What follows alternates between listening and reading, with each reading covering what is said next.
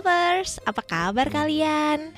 Tentunya kita balik lagi di Montase Review, No Movie, No Life. Ica balik lagi dengan review film horor Indonesia. Kali ini kita hadirkan review film dari Agustinus Dwi Nugroho dengan film Kembalinya Anak Iblis.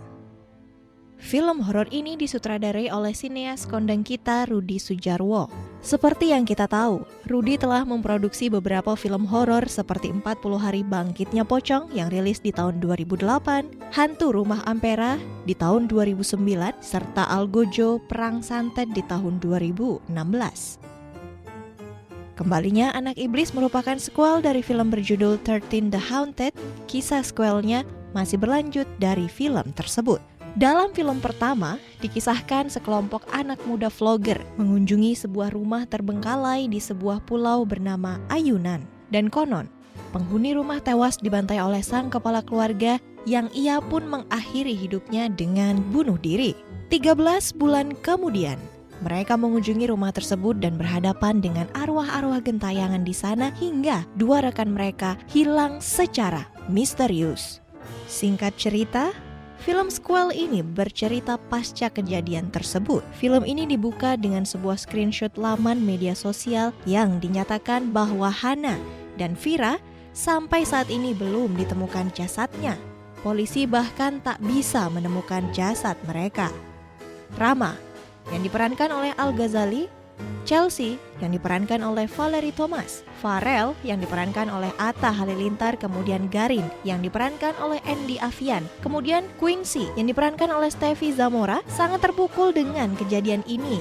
Bahkan Chelsea, pacar Rama, harus dirawat di rumah sakit jiwa karena tekanan mental akibat peristiwa tersebut. Clara yang diperankan oleh Mika Tambayong dan Joy yang diperankan oleh Ahmad Megantara berusaha membantu menemukan jasad keduanya melalui sebuah ritual, namun mau tak mau mereka harus kembali ke rumah tersebut. Sebagai pemantik ingatan, kisahnya dibuka dengan cuplikan adegan film perdananya, seakan kita menonton sebuah trailer karena terasa ringkas dan juga sekilas. Tampak sekali sang sineas ingin menjaga alur cerita sebelumnya, dan di awal tempo filmnya terasa lambat dan tidak menonjolkan sisi drama atau melo yang mengeksplor kesedihan para tokohnya. Dari sisi ini, adegannya memang mampu mengajak penonton larut dalam kesedihan mereka, sementara teror pada momen ini terasa tanggung. Jika dieksplor lebih jauh, sepertinya akan menguatkan motivasi mereka untuk kembali ke rumah tersebut. Melalui setting yang sama, film ini juga masih menyajikan aksi teror yang nyaris sama pula. Hanya saja, satu hal yang berbeda adalah langkah ritual yang mereka lakukan. Setidaknya ada 13 ritual yang harus mereka lakukan untuk menutup portal gaib. Namun, sayangnya visualisasi sekuen lebih terkesan seperti tutorial karena tak dikemas apik dan terasa cepat. Padahal, semua hal ini memiliki potensi menarik, dan hal ini yang membuat kisah filmnya terasa datar dan kurang intensitas ketegangannya.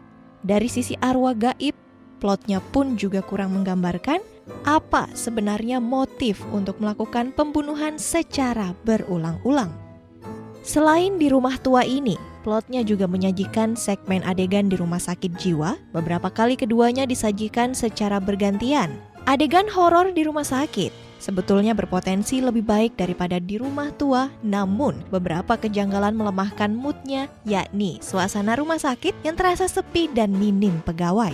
Film-film horor bertema vlogger memang kini banyak muncul, contohnya saja Tusuk Jelangkung dan Alas Pati yang baru-baru ini muncul di bioskop kita, selain film asing yang tak terhitung. Secara tema memang menarik, namun tanpa diimbangi kisah yang menarik, tentunya hanya akan mempertontonkan aksi horor yang tanggung. Itu tadi review Kembalinya Anak Iblis yang ditulis oleh Agustinus Dwi Nugroho.